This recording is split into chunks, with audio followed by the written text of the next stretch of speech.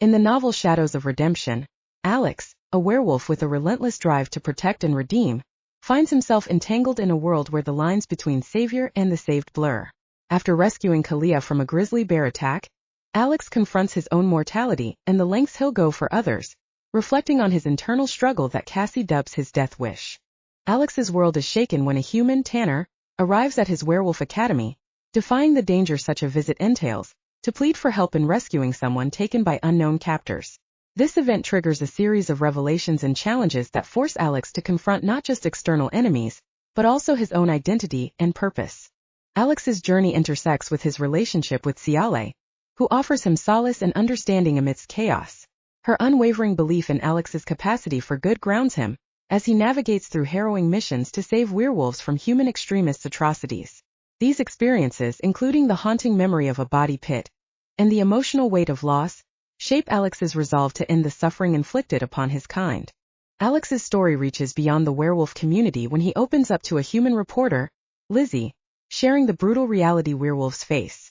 Through his candid shirsul, he hopes to bridge the gap between species and alter perceptions, illustrating the complex struggle for coexistence and the price of heroism.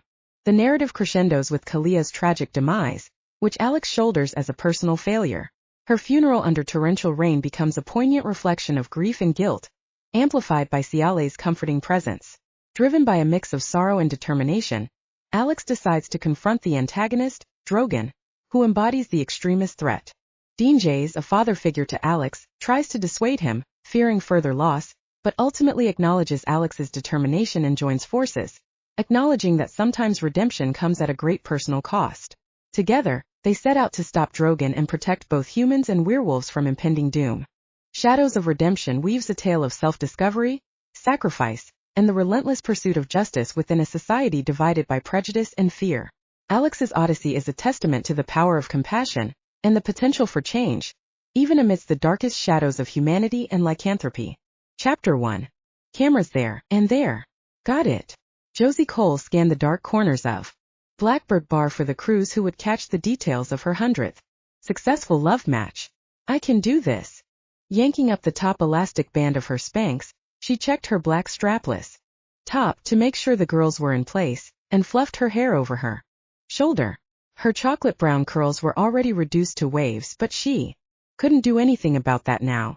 Other than her hair, everything else looked perfect. Her sister Carrie really had chosen the right place for tonight's event. Blackbird served the best cocktails in the Castro. The place beckoned patrons to sit back and stay a while, with dim mood lighting, comfy bar seats, and dark wood accents. Carrie and her fiancé Mitch, who were so wonderful together, rented the place for the evening and had spared no expense. Champagne circled the room, and the bar remained open. Everything was perfect, which made Josie so happy. She wanted this for her sister, and it was just a bonus that this was Cole Matchmaking's 100th successful match. This was it. Her little sister was getting married. Since Carrie chose to have only 2 people in the wedding party, a maid of honor and a best man, Mitch's best friend from childhood, the rest of her college friends huddled into a booth in the corner whispering about everyone who strolled in. She didn't know any of them. Well, she didn't know anyone. Actually, a group in their 50s or 60s, Mitch's parents maybe situated themselves in the corner of the bar. Smiles lit their faces, and even from across the room Josie could feel their joy. Jealousy stung hard, wiping away whatever traces of happiness she just picked up. She and Carrie had lost their parents 5 years ago, and their grandparents 13 before that. They only had each other now, and that'd always been okay. Until nights like tonight, when sentimental reminders like Mitch's loving parents stared her in the face. Taking a deep breath, Josie glanced toward the 2 cameras setting up in the corners of the room. Liza, the reporter who wanted to do the story about the milestone match, peered from behind a camera and gave a quick thumbs up before diving back into her glass of champagne. Her sister didn't have any problems with cameras following her wedding festivities. In exchange for catching a few highlights of the week's events, Channel 10 News was donating a 5-night Hawaiian honeymoon for the happy couple. Carrie really couldn't say no to that. As long as everything went smoothly, and the happy couple said their vows in 6 days, they'd get a relaxing honeymoon, and she'd get more exposure for her business than she'd ever dreamed possible. Anxiety rippled through her as she approached the bar and slid onto the nearest stool. The place was full, except for the seat next to her. "Three-eyed raven," she called out to the bartender. He nodded and then started mixing bourbon, dark ale and coffee. Absolute perfection as far as she was concerned. "That'll loosen my nerves," she mumbled. But then a strange scent hit her, and her entire body went on high alert. Her neck and shoulders stiffened. Blood rushed like molten lava through her veins. The aroma, spicy yet fresh and deliciously male, tingled her nose and awakened her senses. She searched the bar, from one face to another, trying to pinpoint where the scent came from. The door to the bar had just opened, bringing in a rush of cool air, and the aroma filled her nose. Someone had come in. He weaved through the crowd. The scent increased until she couldn't smell anything else. She spun on the stool, slowly turning his direction, the breath frozen in her lungs. As he broke through the crowd, her heart jolted to a stop. "Hello, hotness." The stranger wore black slacks and a blue dress shirt that emphasized his mesmerizing sapphire eyes. His hair was slick and black, long on top, tapered down the sides. Full plush lips were set on a ruggedly square jaw. Broad shoulders gave way to strong arms and large hands, ones she wouldn't mind having all over her body later. And then his gaze flickered to hers. She averted her eyes with a shudder, her skin chilling with gooseflesh. As he strode closer, she heated through with a combination of anxiety, hope and dirty thoughts.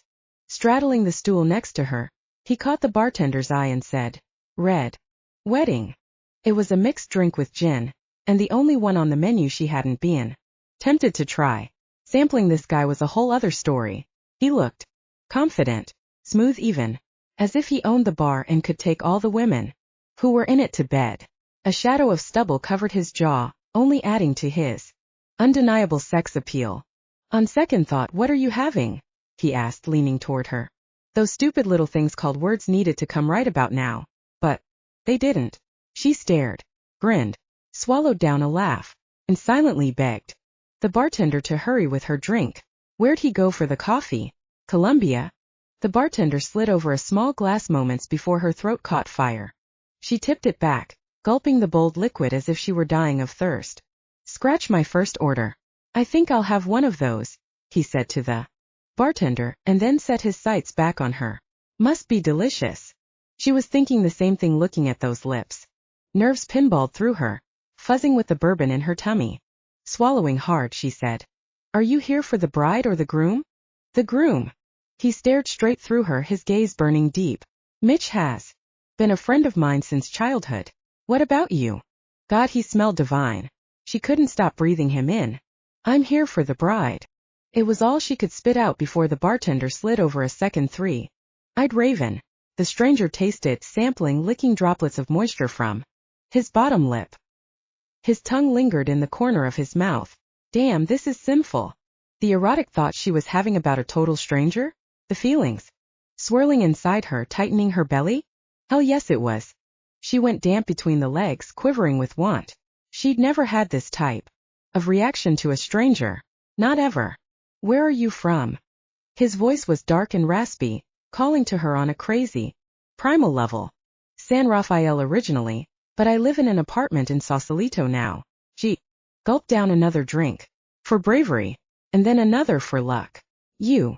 "I live in the city," he said, eyeing her carefully, undressing her with his eyes, "right near my work." Her body heated to uncomfortable levels. Was she sweating? Could he tell? "What do you do?" "I'm a private investigator." "Interesting." "I specialize in infidelity," he went on. "Cheating spouses, divorce investigations, that kind of thing. I get a sick joy out of exposing liars for what they are. Total hottie with a moral compass? Mother effing goldmine." "I'm sorry to keep staring," he said, narrowing his eyes as he moved in closer. "But I have this strange feeling that we've met before." "I don't think that's possible, but I can't help it." He felt their connection too. How could he not? It was palpable, sparking between them like lightning, leaving behind traces of hot electricity shooting through her middle. "I've never met you before," she said as everyone in the bar disappeared. "I would have remembered." She never forgot a handsome face. He scooted closer, leaving his drink behind him on the bar. What's your name? Josephine. It's beautiful. He extended his hand. And it's pleasure to meet you. She took his hand and shook. From the moment they touched, currents of white hot heat snaked between them, jump-starting her heart. Electricity pulsed through her hand, warming her to the core. Whoa, she whispered, taking back her still buzzing hand. Did you feel that? It was like static electricity or something. Oh, I feel it all right. To the average non-shifter like Josephine, the jolt could have easily been confused with static electricity. But to him, a werewolf without a mate, it was most definitely the luminary spark. He hadn't been a werewolf long. The attack by a rogue wolf that turned him had happened 3 years ago, but he'd heard that the connection with his fated mate would be undeniable, that he'd know his luminary from their first touch. Before tonight, he'd accepted the fact that he wouldn't bond with his luminary even if he found her, especially if she was a non-shifter. He'd gone down that road before, dated a woman who knew nothing of werewolves or the wolf pack, and it had ended in disaster. During the first full moon of his transition, he'd walked in on her cheating and shifted in his rage. He hadn't attacked her or her lover, but that didn't mean his thoughts were pure truth. Be told they were anything but. The horrified expression on his girlfriend's face had been enough to spook him out of wanting any kind of lasting relationship. He'd do anything to never be looked at that way again, as if he were a raging beast. Are you all right? She asked, genuine concern lacing her tone.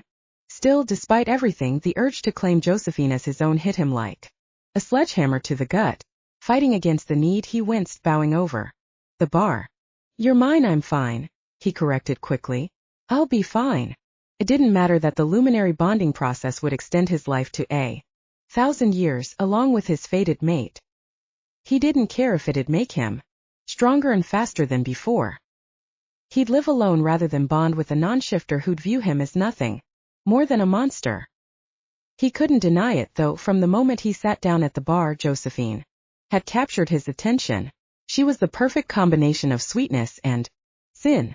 Wispy brown hair layered around her face dropped to her shoulders in a soft silky fall. Her heart-shaped face was angelic and smooth, her skin white as porcelain against the contrast of dark hair. Almond-shaped eyes stared at him innocently, yet those lips, pink and luscious with a slight curve at the corners, gave him fantasies he shouldn't have in the first place. Fantasies that included her lips traveling over his body and circling around his cock. Had she asked something? Josephine, he said finally, testing the way her name sounded on his lips. Yes. She looked to be pained or biting back a whimper. That's my name. Grinning slowly, he turned toward her completely, until their legs were touching between the bar stools. Her thigh was between his. He couldn't help himself. He had to get closer to capture her there. He brushed his hands along her knees and waited for her to tell him to move them. It was forward even for him, and he was rewarded with the sexiest grin he'd ever seen.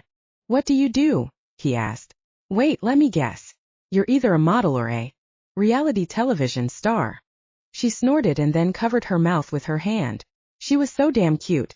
I'm so far from a model it's not even funny, she said. I disagree wholeheartedly. You look like one from where I'm sitting. Even if he refused to bond with Josephine, that didn't mean they couldn't sleep together. He wouldn't let her get too close. In the last few years he'd become an expert at building and keeping boundaries. But there'd be nothing wrong with exploring their connection in a physical way. She was voluptuous and curvy in all the right places. One of the most gorgeous women he'd ever seen in his life. As images of her naked and writhing beneath him flashed through his head, the air between them charged with something intense. Her laugh died off as if she felt it too. What would make you guess reality star? Those cameras for one. He pointed over her shoulder where a camera seemed to be zoomed in on the two of them. They've been focused over here from the moment I sat down. Oh, those. Spinning around, she eyed the camera and then turned back to him. They're here for me, well, for my work actually. A few camera crews are going to follow my sister and Mitch around this week and then video their wedding. He felt his eyebrows frown. What does their wedding have to do with your work? I'm the one who set up Carrie and Mitch 8 weeks ago. She beamed. They're my 100th successful match. Martha Silverstone is interested in doing a piece on She continued on, but he didn't hear a word of it. The temptress sitting in front of him was the matchmaker? She had no idea who she was setting up or whether or not they'd be a perfect match. He'd planned to come here tonight and tell her so. If other people wanted to get married and then divorced, that was fine. Only gave him more business. But she had no idea what she was doing when she set Carrie up with Mitch. Although his friend should have revealed the truth about being a werewolf to Carrie long before he proposed, the matchmaker should have known better than to set people up who didn't know a thing about each other. You said Josephine, so I didn't pick it up at first, he admitted. But you're Josie Cole. He stated it simply, hoping she'd correct him. Instead she nodded, grinning. Did you catch the show last month? She asked. Maybe that's where you think you know me from. No, I don't think that's it.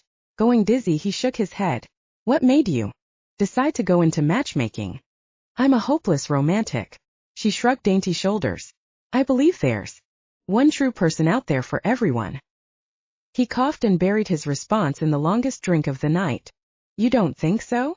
For non-shifters, hell no. Years of catching cheating spouses in the act had taught him otherwise. As for werewolves, the jury was still out. Maybe the whole fated mate thing was blown out of proportion. He hadn't been part of the San Francisco wolf pack long enough to know many couples, but why wouldn't it be the same as every other relationship? I think if we're honest, he said, we should acknowledge the fact that the only people we can truly make happy are ourselves. That's incredibly self-centered. She frowned. Look at my sister and Mitch. They're great together and seem to make each other happy. Yeah, he said, coming up for air. If you only look at the surface. She flinched as if he'd struck her. What's that supposed to mean? How can you possibly match two people together based on an application? Doesn't make any sense. Sure, you know what kind of music the other person likes or how many kids they want to have, but you can't possibly expect to really know the people you're setting up from a piece of paper. She stared, her brown eyes going wide. Apparently I have my methods. Not a single one of my couples has broken up yet. Excuse me. I don't think Mitch and Carrie will make it down the aisle. She fumed, nostrils flaring, lips tightening. What on earth would make you say something like that? Cynicism, I suppose. No doubt stemming from your job. She nodded as if she understood. At first, I thought you might have been someone who cherished marriage and monogamy after seeing so many couples split, but I was way off the mark. You're one of those people who think everyone is destined for divorce. See, already you've pegged me wrong, he whispered, closing the distance between them. I may not think monogamy is for everyone, but I don't have a problem with it if that's what floats your boat.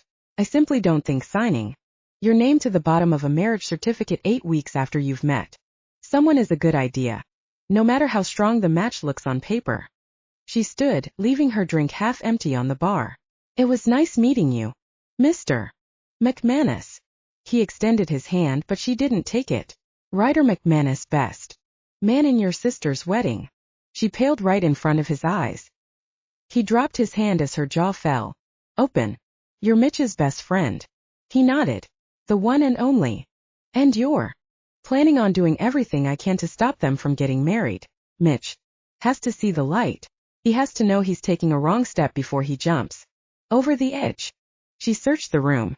Why would you do that?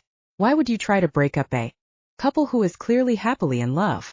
I don't think it's possible for them to be. Her hands found his face and she turned it so that he stared directly at Mitch and Carrie. They stood near the windows of the bar, their arms entwined, gazing into each other's eyes. Sure, they looked like they were in love, but they were mistaken. They were in love with the thought of each other. Carrie was staring adoringly into the eyes of someone she thought she knew. It wasn't Mitch. Not really.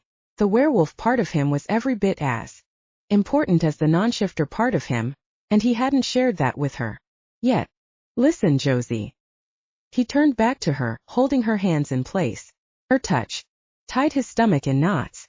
I'm not the type of person to stand up at a wedding and expose a bunch of secrets or spout personal information that'd ruin the wedding. I'm not one of those psychopaths.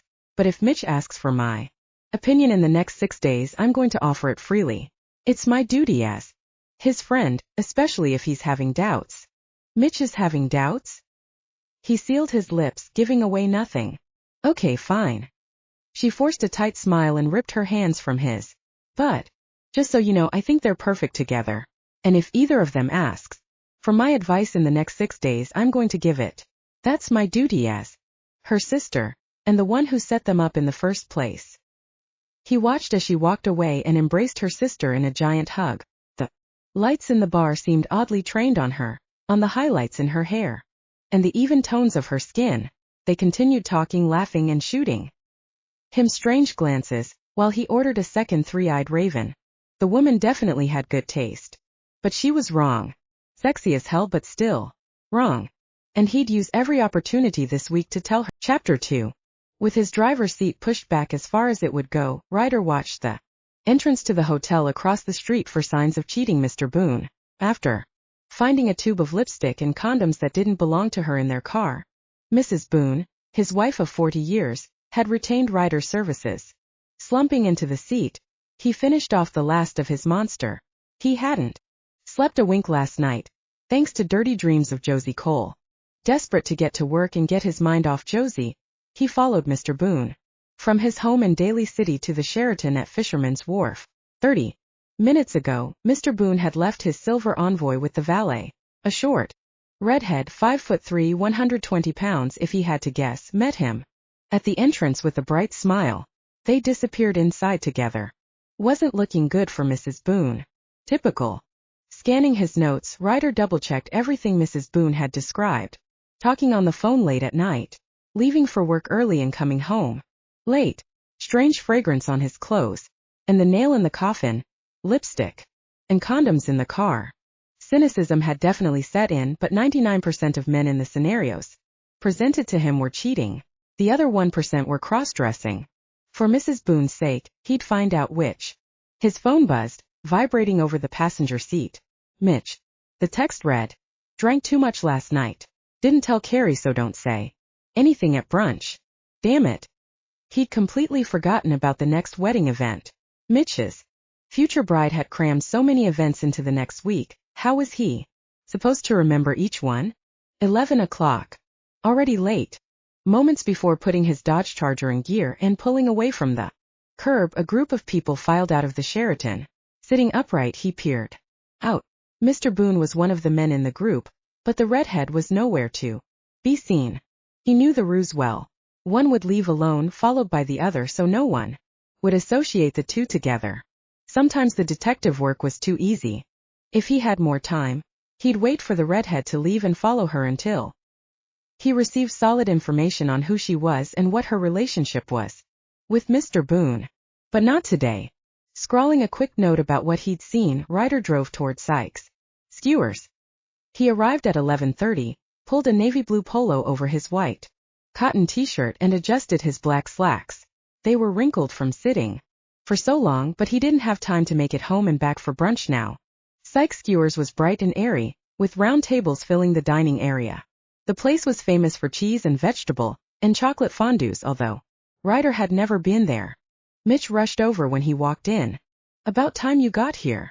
He strode toward a table near the back of the restaurant. Ryder followed, searching the restaurant for Little Miss Sexy. Matchmaker. I put you at the back with Carrie's sister. You guys will get along great. I met her last night, he countered. The dryness in his tone had Mitch leveling him with a stare. Oh yeah? How'd it go? Not as good as I would have liked. No, he would have liked to take her to bed. But he'd opened his mouth. Is she here yet? I'm taking you to her. They weaved around table after table of family and friends he didn't recognize. I thought you might have a lot in common. Look, she's over there. As Mitch patted him on the back, he wound around the nearest table, leaving Ryder standing alone in the middle of the crowded room. With a deep breath, he approached Josie's side. Melting pots of cheese, broth, and chocolate mixtures had been placed in the center of the table. Small dishes of meat, vegetables, fruit, and crackers circled each one. Skewers lined the side, waiting to stab a chunk of food and be submerged in a bubbling bowl of sauce. As he took the seat next to her, she glanced at him out of the corner of her. This seat taken, he teased. He'd already claimed the chair and wasn't moving now. Depends. She dipped a cracker in the cheese and nibbled off the end. You. Still dead set on ruining my sister's happiness. Her words were meant to aggravate him, but he admired a straight shooter. Didn't find that a lot in his business. He stabbed a chunk of chicken and then stuck it in the seasoned broth. I'm looking out for her happiness, actually. How's that? There are things she doesn't know about Mitch that she should before they walk down the aisle. He bit into the chicken, relishing the flavors as they hit his tongue. Heightened senses were only a small benefit to being a werewolf, but one he loved the most. Everything was intensified: food, drinks, sex. There are things she can't know from one of your applications. Clearly she knows enough to want to marry him. She swiveled toward him, waving a skewer through the air. And what doesn't she know? He took another bite slowly, swallowing down the truth about Mitch's other, much hairier side. He snores. And he hates the opera. Throwing her head back in a sultry laugh, Josie moved on to a slice of zucchini. You think those two things are enough to ruin their future together? Not only those. Skewering another piece of chicken, he tossed it into the air and then caught it in his mouth. But they were covered in your application, so they should have been a non-issue. Your application process is seriously lacking. What would you know about it? I looked you up, he said flatly, to see if you were legit. I downloaded the sample application and checked it out. The thing is, most of the stuff you ask are simple, superficial things people could lie about. They're meaningless when determining compatibility, since you don't know if the person is being honest or not. Oh yeah. Leaning back in her chair, Josie folded her arms over her chest. Her lips puckered slightly when she was aggravated. Her cheeks flushed too. Rather than being off-putting, her tenacity was admirable. Stimulating to say the least. Tell me again how you're a matchmaking expert? I'm not, but your application process is flawed. Thanks for your humble opinion. She laughed now, a delicate string of sounds that tingled through his ears. As her gaze skipped around the room and landed on one of the cameras pointed their direction, she simmered down and cleared her throat. Even though the list is a crucial part in determining a couple's compatibility, it's only one piece of the pie. Stealing her skewer, he jabbed the end through a chunk of steak and held it. Or one piece of the cow. Sure. Her button nose wrinkled. If you like meat, I prefer pie. Back up. He mumbled through the taste of robustly flavored steak. You don't like any meat or steak in particular? No steak, chicken, pork. Fish? No fish either. I'm a vegetarian, and that's one thing on my list. He's got to be a vegetarian too. Oh, Miss Matchmaker had a list? Curiosity pricked him hard. How well did fate really know them? Are the other things on your list just as restrictive? He asked. You know what? She chomped on a chocolate-dipped marshmallow. I don't see the point in explaining it to you, since you're only going to tell me how it won't help me find someone. Her brows knit together, and her gaze shot to his. There was something in her expression, a flicker of recognition, or was it a question? He couldn't decide which, and before he could read it further, she averted her attention to the spread in front of them. I won't mock your list. He dropped the skewer mid-dunk and used 2 fingers to mark over his chest. Cross my heart and hope to die. Groaning, she lowered another marshmallow into the chocolate. The sound went straight to his groin, lighting him with desire. Sometimes I wish you would, she teased, a smile curving her lips. Come on. Snatching an extra poker, he jabbed her gently in the ribs. One thing on your list.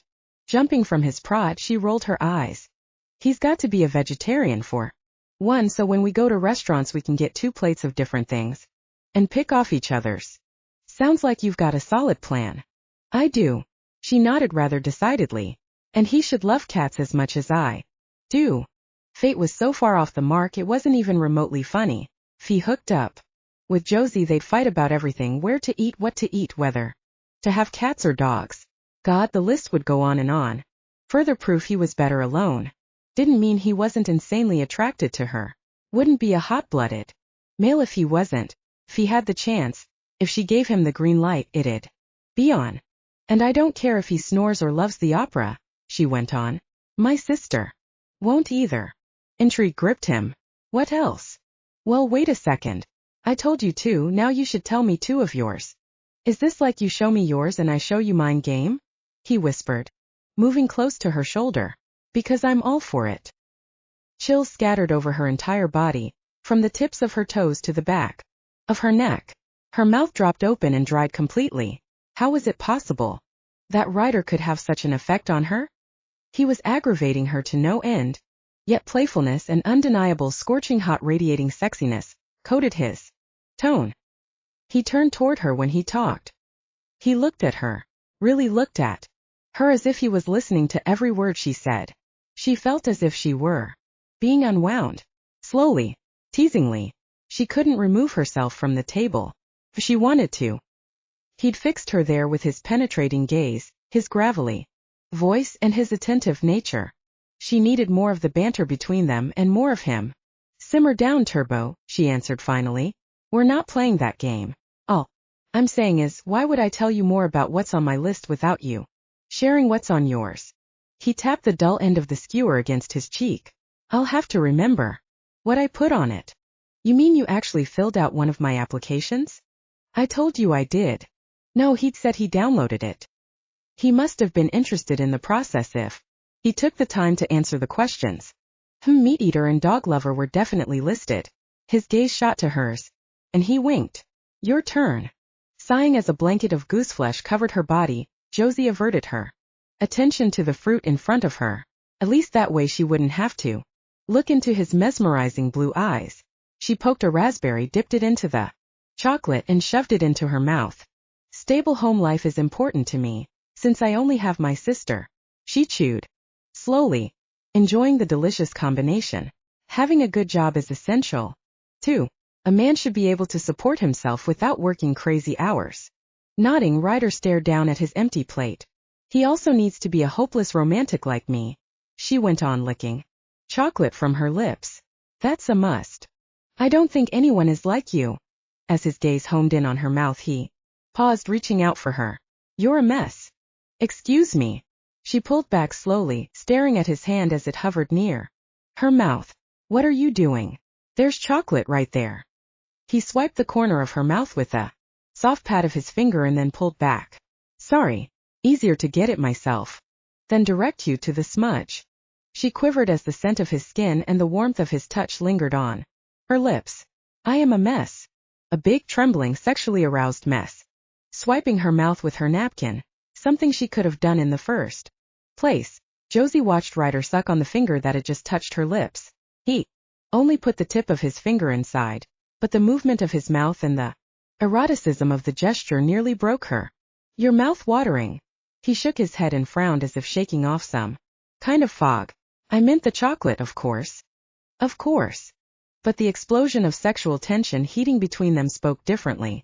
Based on physical intimacy alone, her chemistry with Ryder was off the charts. She wanted him more than she'd ever wanted anyone ever. But he was trying to destroy everything that was finally going well in her life. What kind of a person would be so hard up to ruin their friend's relationship when he seemed genuinely happy? He must have been lying to himself, thinking he could convince Mitch to remain a bachelor with him. Honesty and loyalty, she blurted, feeling awkward in her own skin. Those are my top two. He frowned, turning her way. Honesty and loyalty? Absolutely. A relationship without those things can't last. I find that ironic. Why's that? Laughter floated over from the next table, and for the first time Josie realized there were other people in the restaurant. How easily he could make her forget it wasn't only the two of them. Because I'm sitting here telling you that there are things Mitch isn't telling your sister, yet you are dead set on having them go through with their wedding. If you were loyal to your sister, you wouldn't have set her up with a complete stranger. And if you were honest with yourself, you'd recognize the match is a bust. She dropped the skewer and turned toward him completely, giving him all her attention. I set them up because they're the perfect match. You're simply too blind to see it. And you told me two things that are hardly deal breakers. Unless you know that he's hiding something else or lied about a huge aspect on his application. I'm choosing my sister's happiness over your suspicions. Oh, they're more than suspicions. Resting her elbows on the table, she turned to him. Tell me then.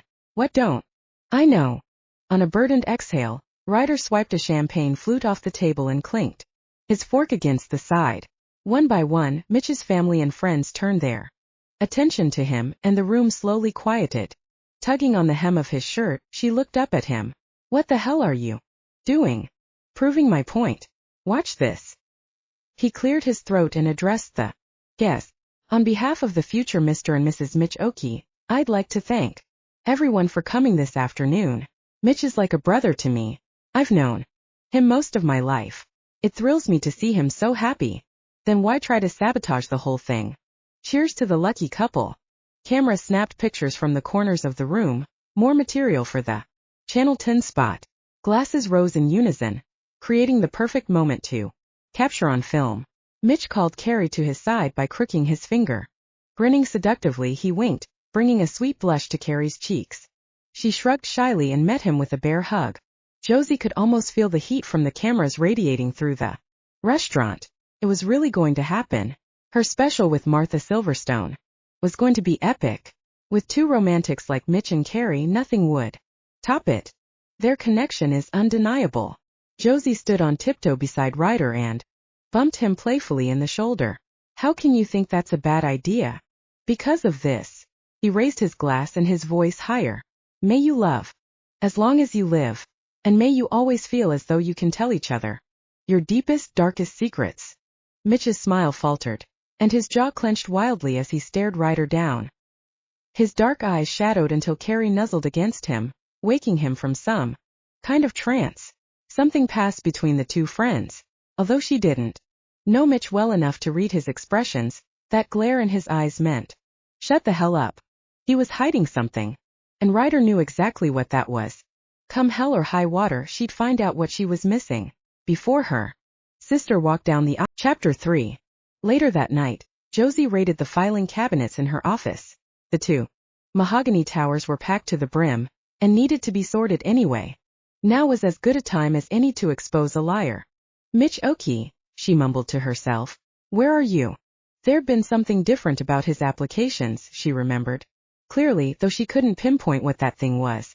Had it been the paper he'd turned them in on?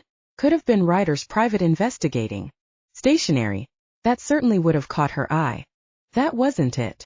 Hands on her hips, Josie searched through the piles and piles of manila envelopes, spewing their contents onto the floor. It wasn't the paper. It wasn't the answers. What the hell was it? Skimming quickly through hundreds of applications, Josie finally discovered Mitch's 2 applications. He'd submitted in June and July of this year. Holding the paper in the palm of her hand, she tested the weight. Same as always. Searched through his answers. Nothing out of the ordinary. As the front door to her office opened, Carrie walked in and carried the evening breeze with her. Josie? What are you doing on the floor? The smell, she hollered. Carrie's eyebrows arched high. Want me to get you an air freshener? No, the smell of the paper. She sounded mad and she knew it. He either used scented paper or sprayed it with cologne before submitting it. Gotcha. It does smell in here though. Carrie sat on the floor across from her, crossed her legs, and then set her purse in her lap. Who are we talking about anyway? Josie sniffed his applications. Mitch. They don't smell anymore though. They lost their scent. I remember there was something more, but I can't place it. I know we haven't sealed the deal yet, but I'm fairly certain you can take Mitch out of your system. She took her iPhone out of her bag and started scrolling. He's spoken for. I'm not an idiot. Then why are you still looking at his application? It did seem odd. But there was no reason to freak Carrie out about what Mitch was hiding until she discovered it for herself. If it was terrible, fine. She'd say something, and they'd figure out where to go from there. But if Ryder was full of crap, and Mitch's secrets didn't go any further than his favorite flavor of ice cream and sleeping habits, Carrie wouldn't be worked up for nothing. Carrie, she sniffed the paper again, just to be sure the strange aroma wasn't still there. Do you know if Mitch snores? Her sister blurted out a laugh and dropped her phone back into her bag. Of course he does. Every night. Especially when he lies on his back with his mouth open. Haven't you seen the joke on Facebook about that? When men sleep like that, their balls fall over there. I don't want to know about Mitch's balls. Josie's hands flew to her ears. Please God, I don't want to know. It gives them vapor lock. With a squeal, Josie rolled her eyes. God, Car, I said no. She shrugged. I thought it was funny. After a few minutes stacking the papers next to her, Josie said, so you know That he snores. It's not like he can hide it. Carrie rolled her eyes with a groan. Though, sometimes I wish he could. It's hard to imagine sleeping next to him every night for the rest of my life. I'll be deaf by the time I hit 40. The doubt in her words and her tone didn't pass undetected. Lots of people snore, Josie said, tossing old applications into the garbage. You could invest in earplugs, or have Mitch go in for treatment to get one of those mask things. If I wanted to sleep with Darth Vader, I would have found someone at a Star Wars convention. No, she blew out a long sigh. It'll be fine. If anything, we have an extra room. I can sleep in there on nights I can't stand it anymore. Josie hesitated asking the next question as she held Mitch's application. If he said he didn't snore on the application, would that have bothered you? No, I don't think so. Carrie handed over a few applications that had gotten away from her in the mad search. There's not much that'd bother me. What matters most is that we get along, that he's slow to anger, and that he treats me like a queen. Thank God. She'd never wanted to hug her sister more than this moment. Of course those things were most important. She was stupid to let Ryder's words poison her thoughts. She set Mitch's applications on her desk, away from the others, and went to work cleaning up. That's what I thought you'd say. Grinning ear to ear, Josie grabbed a large stack of applications and carried them back to the filing station. Who cares if Mitch snores, other than those really bad nights like you said, or if he hates the opera? Those things don't matter in the big scheme of things. Anyway, silence met her. As she finished filing the papers, she craned her neck around. Carrie. Her sister's light eyes were glossy and wide, and the corners of her mouth had downturned. What do you mean he doesn't like the opera? It's not a big deal. Josie fidgeted, stumbled to find the right thing to say. I guess he said on the application that he loved the opera, but Ryder said Mitch isn't a fan. As her sister stared motionless, Josie rambled on. Doesn't mean that's the case though. Ryder might not know what the hell he's talking about. Like I said, that's a small thing. What's important is how much he loves you and how great he treats you. Yeah. Now Carrie didn't seem so sure. But every Christmas we used to go see La Boheme at the Opera House, and it was always such a fun time. We used to have season tickets, remember? It was one of my favorite memories with Mom and Dad. I know. Josie's heart ached. I remember. Did Ryder say Mitch refuses go? Or that he just doesn't care for it? Because if it's not his thing, I might be able to persuade him. But if he downright refuses, that's another story, I guess. God, Josie, I don't know. Am I transferring wedding stress to something that isn't very important? Josie shrugged, feeling smaller than the paper clip sitting on the corner of her desk. I'm not sure, Carrie, but I'll go with you if you want. To every single opera. It can still be our new favorite memory. We'll share it together with our kids when they're old enough. Yeah, we could do that. Carrie nodded, her eyes glistening with the threat of tears. We could make our own traditions. That might be fun. Hating the opera wasn't supposed to be a big deal. Clearly Carrie had other priorities. Why'd you want me to come by your office tonight anyway? Carrie asked, sitting up on her knees. You never asked me to come out here. Out here? As if Sausalito were some desolate wasteland. I wanted to talk before things got crazy this week. I don't know that we're going to have much time alone the next few days. Josie sat on the edge of her desk, moving Mitch's applications behind her. I wanted to make sure you weren't having, well, you know, sex? Of course we are. God, Carrie, is everything about sex with you? Josie smacked herself in the forehead and prayed someday to find someone to be just as crazy about. Doubts. I wanted to make sure you weren't having any doubts about getting married. Carrie smiled brightly. I know I'm supposed to be getting cold feet right about now, but I'm telling you mine are toasty warm. Even though we've only known each other 8 weeks, it feels like I've known him forever. Victory. For the both of them. Soon Carrie would be happily married, and her business would be the top matchmaking service in Northern California. Do you mean that? Josie asked to be sure. Truly. Madly, deeply too, Carrie teased, reciting the lines from their favorite song. You really are amazing at what you do here, though I'm not sure how you keep things organized with such a mess.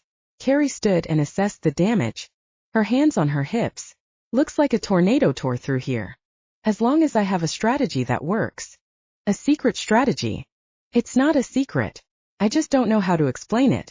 When I hold two applications, I get a feeling. It's like Cupid is your bitch, Carrie blurted. Josie belted out a laugh. I wouldn't say that. I would. Carrie winked. Your television special is going to kick major ass. And I'm going to have a famous sister. I'm proud of you, Smalls. With the weight of the world kicked off her shoulders, Josie dragged her sister into a hug. Thanks, Care Bear. Oh, and thanks for helping me figure out your wedding gift. Carrie stood back. Can I know what it is? Earplugs. So you don't have to listen to Mr. Vapor Lock anymore. They hadn't laughed that hard for that long in years. Chapter 4. 6 o'clock the next evening came around faster than he'd hoped. Leaning back in his desk chair, Ryder tucked his camera and iPad into his backpack and scanned his desk for anything else he'd need for the stakeout. Binoculars, notepad, double check. All he'd really need was his sniffer, though. With a heightened sense of smell, he could follow Mr. Boone anywhere he went. The cheater was supposed to be leaving work in 30 minutes. Tonight was the perfect night to tail him. Mrs. Boone reported that tonight was her husband's monthly poker night. Ryder had called bullshit the second he heard it. Cheaters always scheduled rituals with the guys. It allowed them the perfect guaranteed getaway once a week, once a month, whatever, to escape their wives after the event. And since their wives expected the night out, there was rarely any fuss. Those were usually the special dates with the mistress too, since they could be planned in advance. As he stuffed his wallet in the front pocket of the backpack, his phone bleeped with a text. Mitch. Again. Still haven't said anything to Carrie, it read. What if I tell her and she cancels the wedding? With an exasperated sigh, Ryder ran his fingers through his hair. How could Mitch even think about marrying Carrie without revealing his inclination to turn into a wolf at the full moon? He texted back, you have to tell her. The closer it gets, the more pressure it puts on both of you. He finished packing his bag, waiting for Mitch to respond. Shouldn't he have been getting ready for the next wedding shindig tonight? Apparently Josie had rented Bluxome Street Winery for a private event, couples painting. The thing started in an hour. Ryder had planned on going late. If Mitch weren't on the verge of falling to pieces, he wouldn't have thought about going at all. His phone pinged again. She slept in the spare room last night. I think she knows something is off. Of course something was off. Hiding a secret as big as that would be a kill shot on a relationship. You still coming late tonight? Mitch texted again, rapid fire. I hear you, and Josie hit it off. She'll be there. There wasn't any way to describe his relationship with Josie. Not in a text. Anyway, there was definitely fire there. Chemistry unlike anything he'd ever felt in his life. Fated mate or not, though, he refused to drag an innocent non-shifter into their world. Besides, the instant she saw him for what he was, she wouldn't look at him the same way. No, it was better, safer, to hold strong to his boundaries. Yes, coming late, Ryder texted back. Now let me get back to work. As he pocketed his cell, the door to his office flew open. Charity and Josie fell inside, tripping over the threshold. Shock pulsed through him at the intrusion. I'm sorry, Mr. McManus, Charity blurted, eyes wide. She wouldn't wait, and I tried. What are you doing here? He couldn't take his eyes off Josie. She stormed into his office, hips swaying and arms swinging. She looked like a sailor, dressed in dark blue jeans and a light-colored sweater that showcased the bounce of her breasts as she walked. We have to talk, she said. Tell me more about what you could do with that sexy mouth. She charged right up to his desk, out of breath and panicked, her hair flying about her face. He fought the urge to reach out and replace a few delicate strands behind her ear. I didn't think I'd need an appointment for 2 minutes of your time, she rattled on. But your guard dog says otherwise. She'd give Cerberus a run for his money. Scoffing loudly, Charity leaned against the doorframe. Ryder bit back the urge to laugh. Josie really was unafraid to speak her mind. Her confidence was a refreshing change from most of the women who entered his office. No way she'd put up with a cheating husband. How'd you find me? He asked.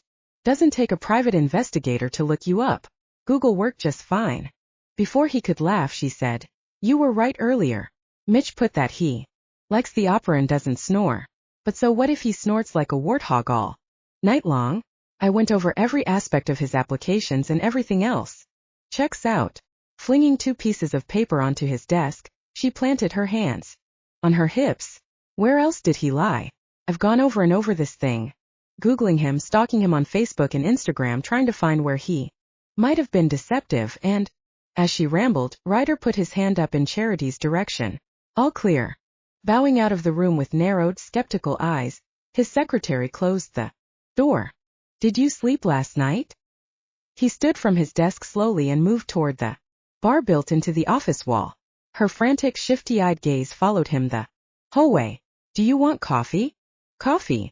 She shook her head quickly and snatched the papers off his desk. No, I don't want coffee. It's nearly dark. Aren't you listening to a thing? I'm saying. I'm listening, but you seem frazzled. I get that way when I'm on stakeout too. Long and haven't slept. A strong cup of coffee usually takes the edge off, no matter how late it is in the evening. Besides, if I find myself unable to sleep from the caffeine, I can usually find something worthwhile to pass the time. He could think of a few things he'd rather be doing right now. Actually, smirking from the naughty thoughts in his head, Ryder filled a cup with coffee and extended it in her direction. I have scotch under the bar if you prefer something really strong. No, I don't want scotch. She blew strands of silky brown hair out of her face and shot him the sexiest frustrated pout.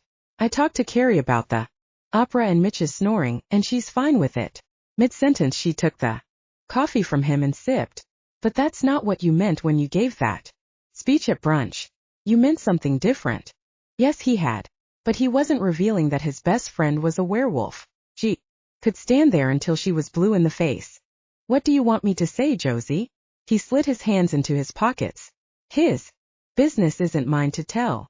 She charged closer right up to him. Yet you have no problem telling Mitch that getting married to the woman he loves is a bad idea. You're going to ruin everything. His heartbeat sped. Marriage is a horrible idea in my honest opinion, and I have no problem sharing it with anyone who asks. I don't know how you can say that. I bet your father was a traditional 50s-style man of the house, wasn't he? Probably a romantic at heart, and taught you everything he knew. He brought your mother flowers on Valentine's Day and every anniversary without skipping a beat. Others weren't so lucky. Some of us have had examples of how horrible marriages could be for everyone involved. I can guarantee you didn't see your parents' marriage fall apart, and then watch your mother remarry a piece of garbage who cheated more than he told her he loved her. She stared, her mouth dropping open. I'm sorry, I didn't realize. No reason to apologize. It's not your fault. He shrugged as if the past didn't bother him, but the single memory of his mother crying late at night in their living room tugged at something inside him. People get married too. Quickly, without really knowing the person. Even years with someone might not be long enough to enter into that kind of commitment. Cradling the mug in her hands, Josie backed away and perched on the edge of the couch across from his desk. Is that why you went into private investigating? Damn it. He hadn't wanted to talk about this. Not now and not with her. One of the reasons. As simple and complicated as that.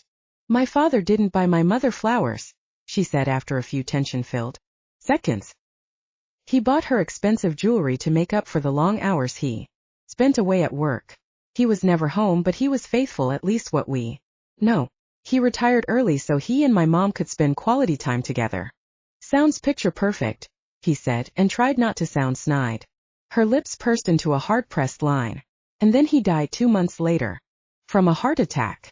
He'd stepped right into that one. That sucks. And that probably wasn't the smoothest response. Emotions had never been his strong suit. I'm sorry, Josie. It's fine. She stared him dead in the eye with more strength than he was expecting. It taught me that life is short, and you have to show people that you love them when you have the chance. You can't wait. You have to capture the moment while it's there, because if you wait for the right one, it'll never come. As he stared into her soft doe eyes, pieces of her story kerplunked into place. Like a puzzle. The matchmaking, the bold speech, the way she hooked up couples. Quickly, without thinking about the long-term ramifications. For Josie there might not be a long-term. She'd seen it happen with her parents. She stood slowly, brushing her hands over her jeans. The material was tight. Couldn't get any tighter, actually. She probably had a hell of a time getting into them. Bet he could get her out of them pretty quick, though. He'd flip her on her back, adjust her knees so they bent on either side of him, Slowly, carefully, he'd unbutton her pants and raise her hips so he could strip her bare. Mine. Would it make you feel better if I told you the applications are only a small part of the matchmaking process? She asked, though he couldn't take his gaze off her hips. When I say Mitch and Carrie are compatible, you can rest assured I mean it. Ryder? Are you even listening to me? Were they really still in the same conversation? And when had he begun to clam up? He wiped a bead of sweat off his temple and tried to focus on what she'd said. Knowing Josie didn't simply read numbers on an application and throw two strangers into the fold did ease some tension in his gut, but it wasn't enough. No matter how sexy Josie was, no matter how much he wanted her, it was wrong of her to want to push Carrie and Mitch together, especially since Mitch was harboring such a major secret. Ryder strode closer, unsure what he'd do when he reached her.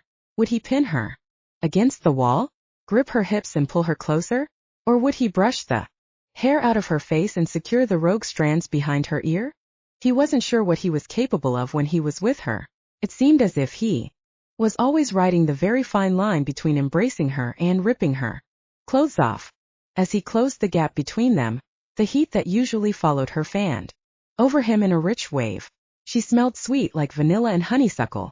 Had she stopped by a candy shop before coming to see him? She probably tasted as decadent as she smelled. He nearly groaned at the thought. As his feet came to rest near hers, her pupils widened, and the tiny vein on her neck began to pulse quickly. He craved her like no other. Had to have her. Mine. That does ease my worry, he said, looking down upon her angelic face. Got. She was gorgeous, her features soft, yet defined.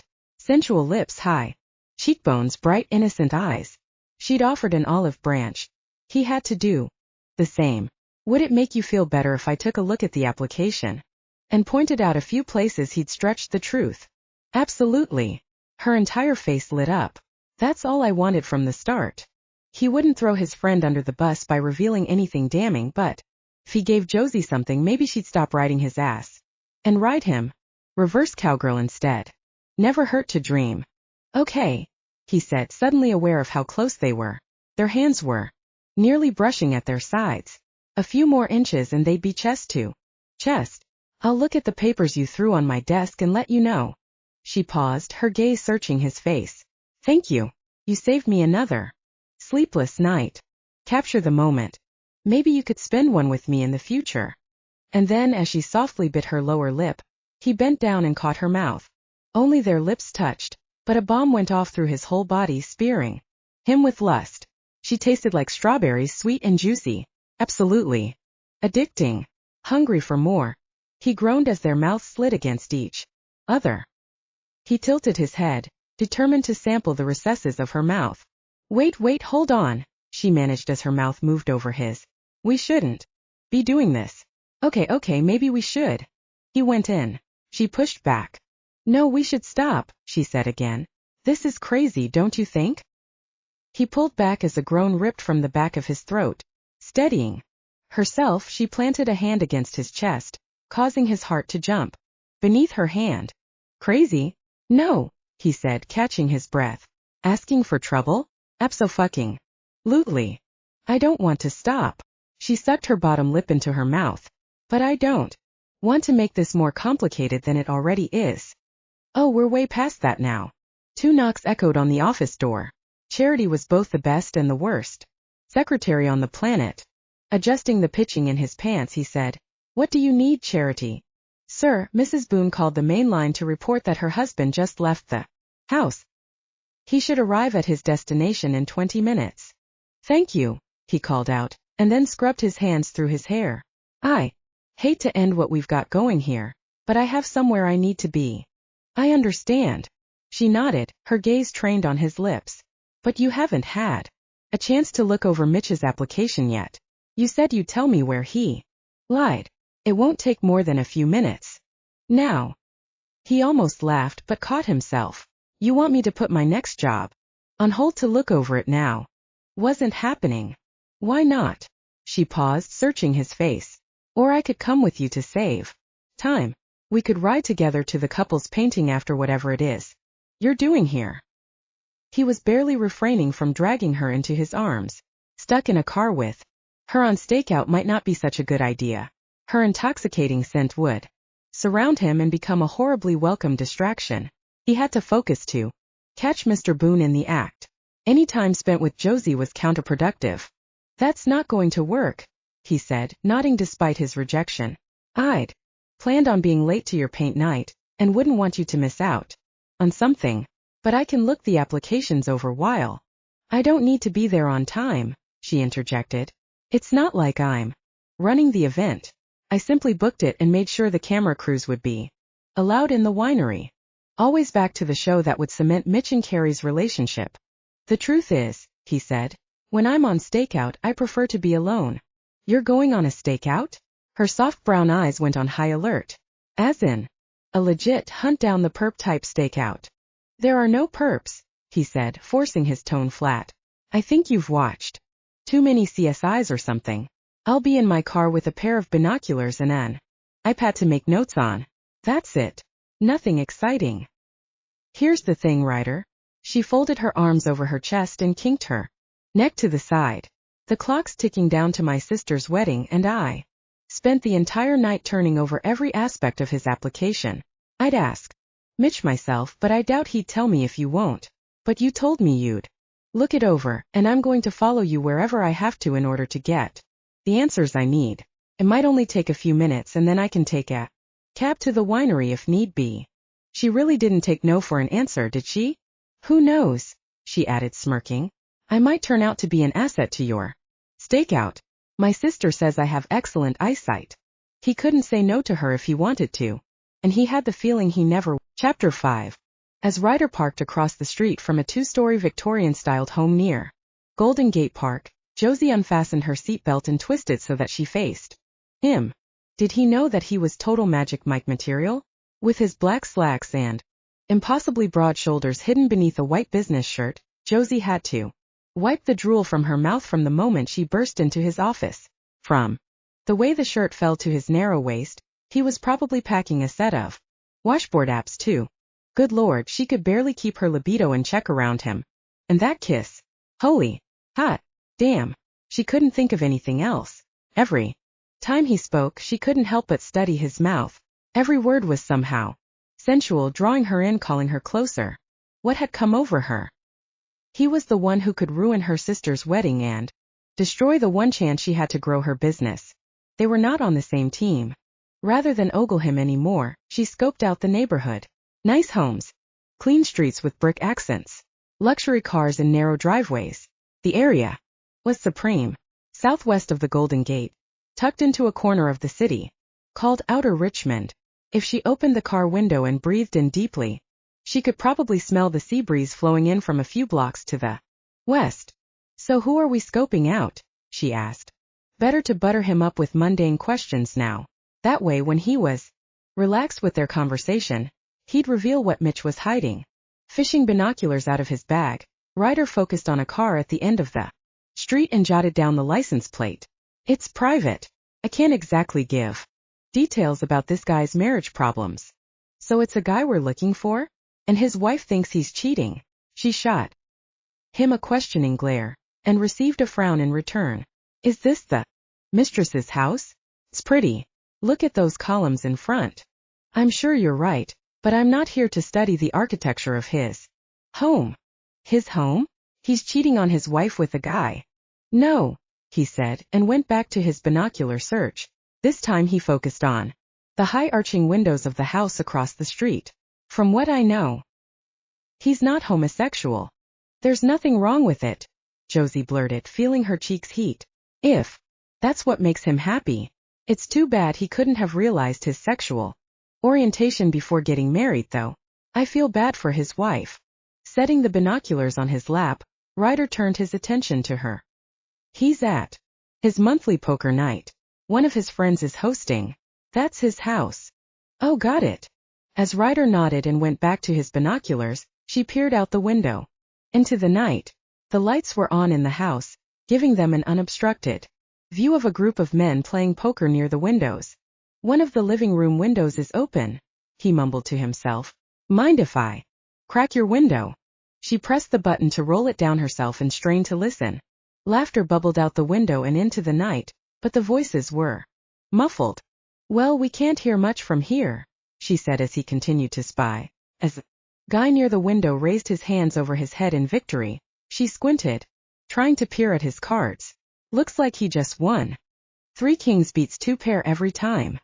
Those must be really great binoculars." She craned her neck around to glance at him.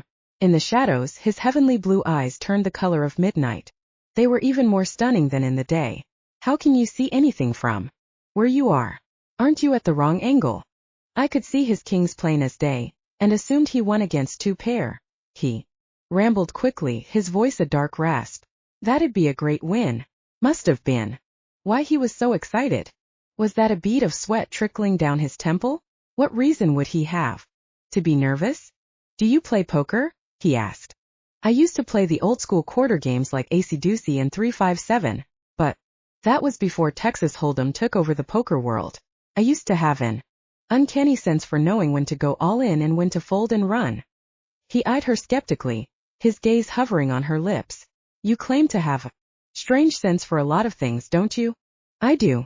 It's how I've managed to set up as many couples as I have." Pride streaked through her.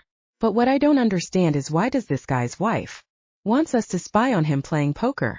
"Us." As his voice went tight, Ryder dropped the binoculars into his bag. "Why don't you hand over Mitch's papers? I'll look at them now." Why'd he suddenly want to end their night so quickly? The part of her that fought for victory rejoiced at his concession, but the part that wanted Ryder felt snubbed. If he'd asked her to stay the night after this, she probably would have been on board. There was no way she'd be able to say no at this point. She hadn't had sex and oh God, had it really been 2 years? No wonder she was ready to jump. Ryder's bones in his office. But he clearly didn't long to be around her the way that she did him. She hadn't meant to be annoying or intrusive. It was just that she'd never been on a stakeout before. Countless television shows and movies had made them look like so much fun. From the moment he said the word stakeout, she'd been bursting with excitement. Pulling Mitch's applications out of her purse, she handed them over. He scanned slowly, flipped over the first page, studied the second, flipped that one over and did the same. After reaching the bottom, he handed them back. "Well," she asked, "the part about his family life is skewed. You have to give me more than that." He checked the box saying he wanted 5 kids and 2 dogs when what he really wants is 2 kids and 5 dogs. She shot him her best disbelieving glare. "And he told you this?" "Sure." "When?" she fired. "In your last heart-to-heart? Why would Mitch tell you how many kids and dogs he wants? Never mind, it's not important. What matters is that people change. Tastes change. What if he met Carrie who wanted something different, and that was okay as long as he had her?" Ryder fished his iPad out of his bag and started tapping something. "If you say tastes change and stick to that argument, it works both ways. What if the guy playing poker thought he wanted someone like his wife, a woman who had all the qualities he valued, until he met another woman who showed him something new? Could he throw up his hands and say his tastes changed? Those qualities weren't important to him anymore. It's not the same at all." She felt tight, wound up into knots. "The difference is that this guy is already married. It's a piece of paper, Josie. It doesn't mean anything. It's a union built on trust, honesty, loyalty, and a commitment to be together forever."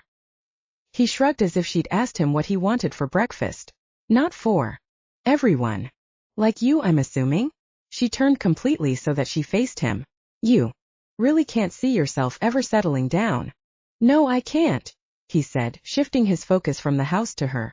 "Never thought that'd be an option for me, but since you've..." As his gaze trailed over her shoulder, his words died off. "What?"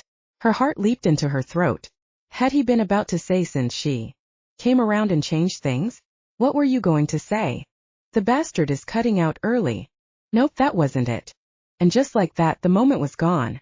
"Look, there he goes. Toward Golden Gate Park." Ryder's hand shot to the keys. That lingered in the ignition. "We need to tail him." The wee word didn't escape her, and she tingled all over. As he stared, she followed his line of sight. A short, squatty fellow with dark hair and a bald spot walked beneath a glowing lamppost and continued his trek down the sidewalk. Is that him? She said, her voice low. He could be a Danny DeVito look alike. Hadn't thought about it, but I guess so. Ryder chuckled, pausing with his hand on the keys. Wait, what is he doing? Hate to state the obvious, but it looks like he's going for a walk. No, I meant it's strange that he's leaving his car behind. Ducking below the windshield's frame, he peered at the sky. He seemed to sniff the air, but that couldn't be right. Must have been checking out something in the rearview mirror.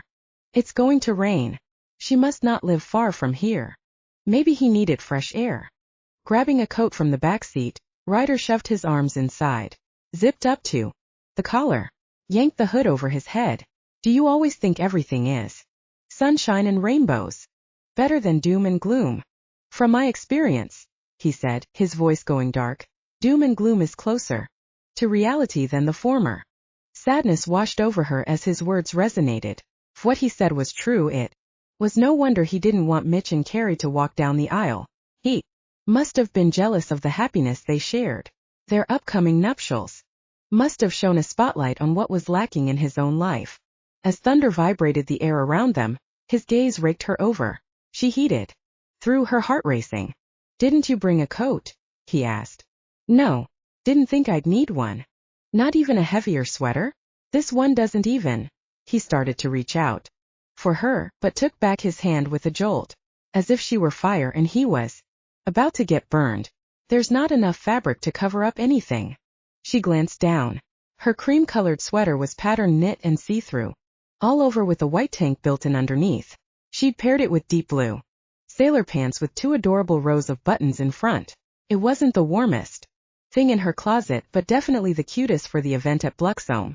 Tonight, I would have worn my secret agent spy gear, she teased, holding her hand's palm up. But it's at the cleaners from my stakeout last night. Sorry about that.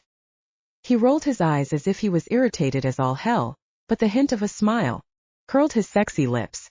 Here. Hurry.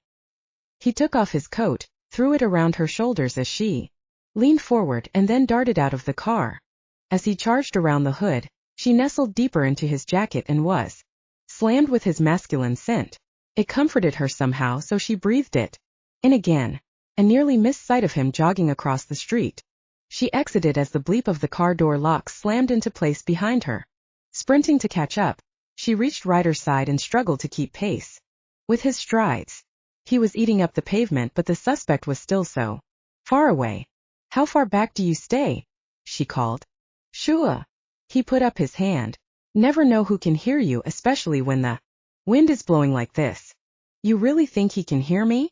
She covered her laugh with her hand. He must have the ears of a wolf. He nearly stopped walking and turned to her. What would make you say something like that? Don't wolves have supersonic hearing? I thought I read that somewhere. I guess. His attention returned to the suspect, who was now a dark speck on the sidewalk up ahead. But I wouldn't know. What do we do when we catch him? She asked, tightening his coat around her. We're not going to catch him at all. We're going to follow him until we know where he's headed, make a note of the important details, and then head back to the car. Lightning lit up the sky. Thunder rumbled quickly after, reverberating off the buildings flanking the narrow street. And hopefully, before the clouds open up, can you pick it up in those things? Or did you manage to bring your secret agent spy shoes with you? She glanced down at her glossy black heels as she hopped over a curb. They weren't stiletto, but they were tall. Are you kidding? These are my secret agent spy shoes. As he muttered something that sounded like a disbelieving remark, she said, Bet I could beat you to the next street. He shook his head. No way. I'll make you a deal. If I win, you have to tell me what big bad secret Mitch is hiding once and for all. He scoffed, making a loud coughing sound. You can offer whatever deal you want, but it's not happening. There was something beyond the snoring, opera hating, and kids and dogs. Switch up. And Ryder knew what it was. But what kind of offer would tempt him? Enough to finally reveal what Mitch had been hiding. Offer to pick up his bill at the winery later? Not strong enough. Give him a discount on a setup from her company? Nah. The thought of Ryder being matched with someone didn't sit right. But maybe. I'll take off my tank top, she teased, hands on her hips. He may have been stubborn and closed-minded, but he was a 30-something male. All he'd be Able to see without her tank top would be the form of her breasts anyway. Maybe her nipples if she was really cold. Other than that, it'd be nothing more than a tease. For the next hour. As much as I'd like to see that, it's not bold enough. You'd still be covered by your sweater. Even though he poked fun at her offer, his light eyes sparkled with desire.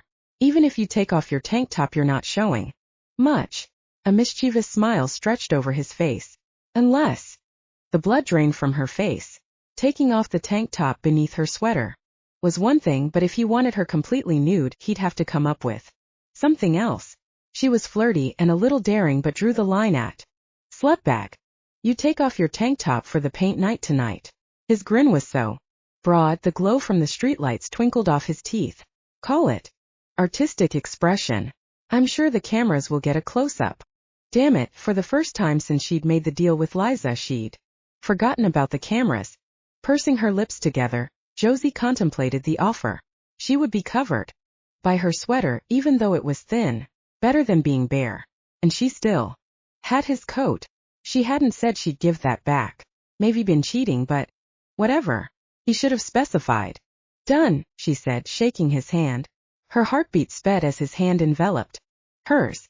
His touch was warm and gentle, yet firm as his fingers curled around her hand. But prepared to lose. If she weren't careful, she'd lose her heart to him too. Ready? 1. Bumping him into the gutter, she took off. Her size 8 struck the ground hard. She pumped her arms as the air punched out of her lungs. Picked up her pace.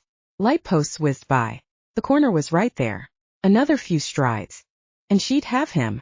You call this fast? Ryder said from beside her. She jumped, startled. He appeared out of nowhere. She hadn't even heard him coming. His body moved, but didn't seem to exert any effort. Was he walking? How was that possible? That's not fair, she panted. You're cheating. You cheated first. But you're not even trying. He wasn't walking, but moved his arms as if he was. Maybe he was jogging. Sprinting? He was moving so fast, without a sweat, without a single hair out of place. And she was a mess. Disappointment soured her stomach as the street to end their race passed. Realization set in. She lost. He wouldn't be revealing Mitch's secret. Not tonight. No matter how much he teased about it or started to let on that he would. Josie slowed to a stop, clinging to the coat that'd be her savior. Lungs tight, she bent over, wheezing. That wasn't fair. We didn't start on time. We should probably do that again. She circled her finger in the air. Don't you agree? No way. That was a clean win, Ryder said, hand on her back as she panted. You better get ready for your close-up. Hope it's not as chilly in the winery as it is out here. The place must have heaters. I'm sure you thoroughly checked it out. She moaned, though it sounded more like a growl. He removed his hand, leaving her chilled, and then laughed for the next 3 blocks. When the air finally agreed to return to her lungs, and the blood pumped to her tingly extremities, she said, Danny DeVito got away. No, he didn't. He pointed into the park across the street. Look over there. Where? Nobody could see through that park. It was nothing but shrubbery and shadow. He's sitting on the bench smoking a cigar. Cuban, from the scent of it. Ryder put his hand out to stop her from walking ahead of him. The notion was gentle and protective, making her go all swoony inside. Wait, he's taking a phone call. How can you? Sure. He slowed to a stop in the shadow of a giant elm tree. Reservations. For tomorrow night, he mumbled to himself. Bourbon and Branch. 8 o'clock. He squinted as if he could see through the dark. Come on, give me a name I can follow up on. As he listened closely, she took a deep breath, struggling to pick up the scent of the cigar. Nothing. She strained, listening for the sounds of a distant voice. Again, nothing but her heartbeat. Ryder, she said, huddling into his coat as rain began to fall. I don't hear anything. Slowly he crept forward. He ended the call, but he's dialing again. Seconds seeped by. He's meeting someone else tomorrow night too. Can't believe he's lining them up. How many mistresses does this guy have? No wonder he thought Mitch and Carrie's marriage was doomed to fail. How many times had he hid in the shadows this way, watching a guy set up a date when his wife waited for him at home? How many times had his stepfather done the same thing to his mother? God, she felt sick. It was a terrible thing to witness, but would be soul-shattering to experience firsthand with a loved one. He's moving and I need more information, Ryder barked, picking up his stride as the clouds opened up. I can't follow him this way. The rain's going to wash away his SC. It's getting too difficult. I can do this faster without you at my side. What did the rain washing away the city grime have to do with anything? His gaze shot to hers as he handed her the keys to his charger. I'm going to wait here until you walk back and get in my car. It's a safe neighborhood, so you shouldn't have anything to worry about, but I'll be here just in case. Want you to go to the paint night, and I'll meet you there. Why wouldn't I wait for you? She felt her face crinkle in confusion. I already told you I don't mind being late. Stakeout's over anyway, so you won't miss much. I'm just going to check something out, and you can't see me this way, doing this part of my job. He averted his attention to the sky and then back to her. I'll be right behind you. Then why shouldn't I wait? He folded his arms over his chest as rain cascaded down the hard lines of his face. Trust me when I say it's better this way. I don't expect you to understand. Then don't expect me to listen. His lips pressed together until they went white. You sure don't like making things easy on me. Why would I do that? She softened as her heart fluttered. Damn it. I don't feel comfortable about this.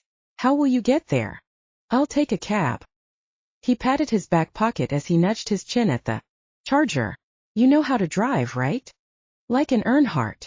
She made a shishing sound and pocketed his keys. Can't guarantee I'll keep it under 90. Even though she fought to keep her tone light, worry ate at her insides. Something wasn't right about the situation. Was the gloomy weather making her think something bad was going to happen? Or the way his face was dark and shadowed? Danny DeVito didn't look like a mass murderer, but who knew really? If this were a movie, he'd be a vampire or a werewolf luring them into the dark where he'd drink their blood and tear them to pieces. Okay, she'd watched too many episodes of True Blood. But it was her favorite show. She'd downloaded every episode of every season and she couldn't stop watching. Don't worry, Ryder said, as if he read her mind. Everything will be fine. Somehow, when she gazed into his eyes, she believed him. It was her heart and the way it warmed when he was near, making her think everything really would turn out all right. What are you going to do? Warmth bloomed over her, even though the rain soaked through his coat. Jump him or something? No, God, nothing like that. I'm a PI, not a thug. He glanced up at the clouds again, and once his gaze settled on the moon, he looked down at her. I don't have time to explain anymore, but trust me when I say you'll be safe, all right? Now will you go? I guess. But she didn't want to leave him, or walk back to the car in the dark. If you insist. I really do. He took her hand and stroked his thumb over the back of her knuckles. I won't be long. His touch was magic, lighting a fire under her skin. It was electric, making her insides go all jittery. Every beat of her heart called to him. Her lips parted. Kiss me. They were so close, the rain falling between them. The kiss would be wet and so freaking hot. Now go, he said, as if he hadn't felt a thing. Fine. Drenched between the legs, she turned and walked a few steps toward the direction of his charger. I'll wait 5 minutes in the car in case you change your mind. When she spun back, both Ryder and Danny DeVito were gone. Ryder. How'd he disappear so quickly? He'd been right there a second ago. As a jagged bolt of lightning illuminated the sky, a dash of something black darted from one shrub to another, right near the bench where Danny DeVito had been sitting a few minutes before. It was either the biggest dog she'd ever seen or a wolf. No, couldn't have been. What would a wolf be doing in the park? She hadn't heard of any animals escaping from the city zoo. Damn if it didn't look like one, though. Raised back, huge legs, hunched over, sniffing the ground. Shielding her eyes from the rain, Josie peered through the park. There it was again, leaping into the bushes. Definitely a wolf. What the hell? She backpedaled, stumbling over her own feet as her heart hiccuped in her chest. I hope you see that thing, Ryder, she whispered, backing down the sidewalk. Whatever it is, it's huge. As his name slipped past her lips, the giant wolf dog peeked its head out of the shrubs. It must have thought it was still cloaked by the shadows of the bush. Still as stone, it stared at her with blazing blue eyes. Eyes that were as icy blue as Ryder's. Hate to break it to you, but I'm not the stupid damsel in distress that goes running into the park to warn you. No, that chick gets eaten like a wolf. Biscuit. She took off running toward the car. You're on